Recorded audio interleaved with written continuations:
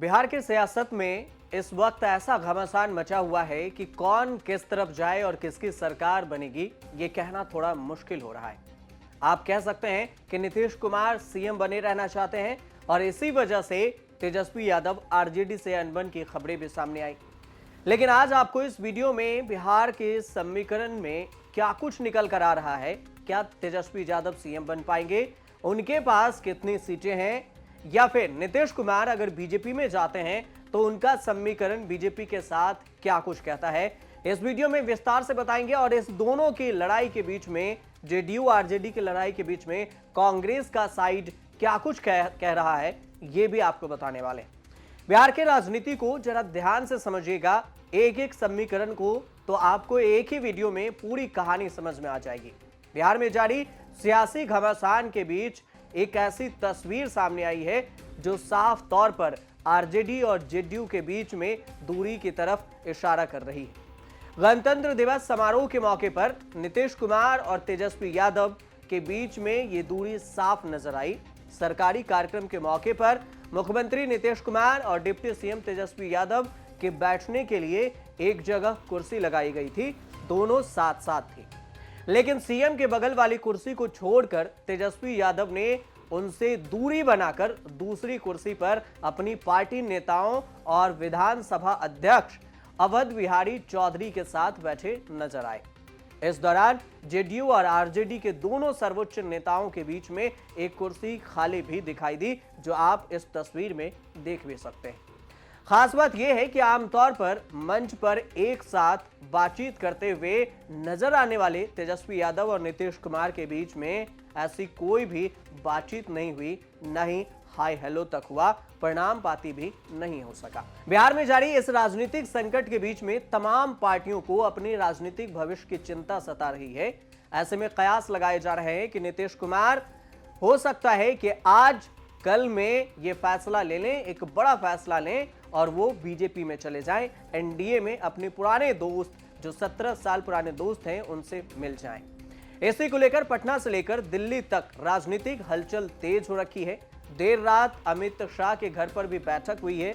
25 जनवरी की रात को भी इसी वजह से गृह मंत्री अमित शाह के घर पर बिहार के राजनीति को लेकर बैठक हुई। बिहार बीजेपी के तमाम नेताओं की घंटों तक बैठक चली, जिसमें न सिर्फ बीजेपी प्रदेश अध्यक्ष सम्राट चौधरी बल्कि राज्य के प्रभारी विनोद तावड़े भी मौजूद रहे।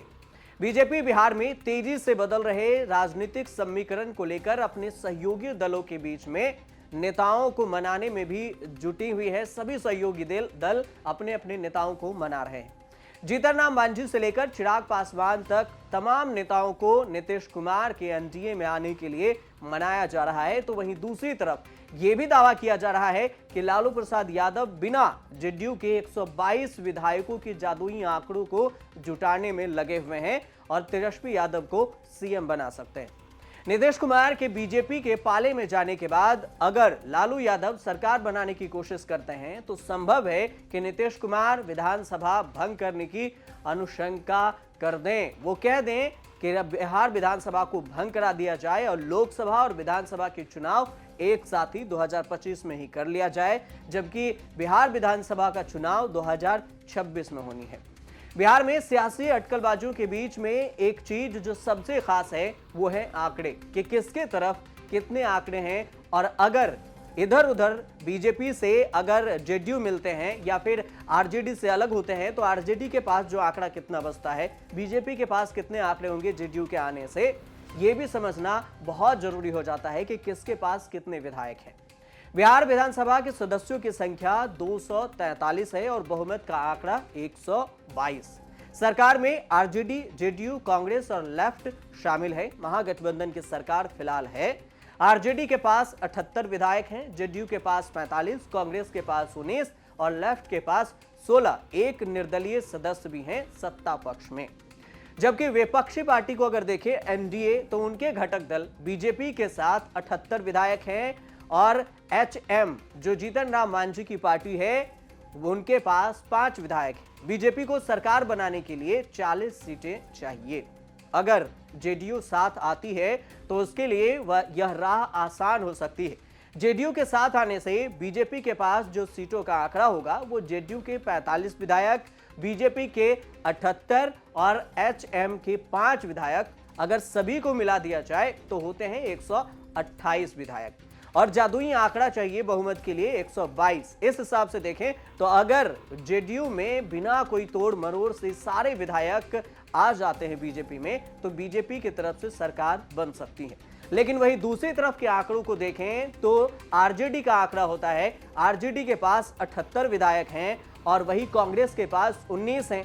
और अगर इस दोनों को मिलाकर अगर 18 हो रही हैं जो विधायक हैं दोनों पार्टियों को मिलाकर, निर्दलीय और बाकी जो पार्टी के विधायक हैं उनको, तो सिर्फ 5 विधायक चाहिए होंगे आरजेडी को।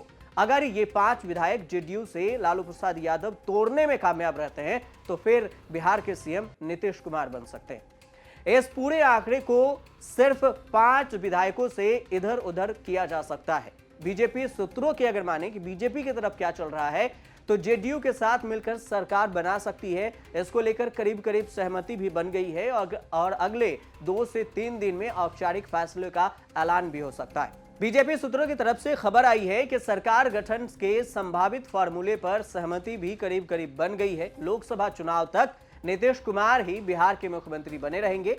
हालांकि लोकसभा चुनाव में सीट शेयरिंग का फार्मूला क्या होगा इसको लेकर अभी सस्पेंस भी है, लेकिन माना जा रहा है कि बीजेपी विधानसभा में जेडीयू के मुकाबले बड़ी पार्टी होने के आधार पर अधिक सीटों पर चुनाव लड़ सकती है। नीतीश कुमार अपनी ही कोशिशों के अस्तित्व में आए इंडिया गठबंधन में भी आहत बताए जा रहे हैं। नीतीश कुमार सीट शेयरिंग पर जल्द फैसला ले सकते हैं और उस पर वकालत भी कर रहे हैं। चुनाव करीब आ चुका है और इंडिया गठबंधन में सीट शेयरिंग की गुत्थी अभी तक सुलझी नहीं है। ये एक अलग ही पेच फंस रहा है। नीतीश कुमार इससे पहले नाराज भी बताए गए, संयोजक भी नहीं बनाया गया। चेयरमैन चुनने के लिए वीडियो कॉन्फ्रेंसिंग के जरिए हुई पहली बैठक में राहुल गांधी के एक बयान को लेकर भी खफा नजर आए नीतीश कुमार।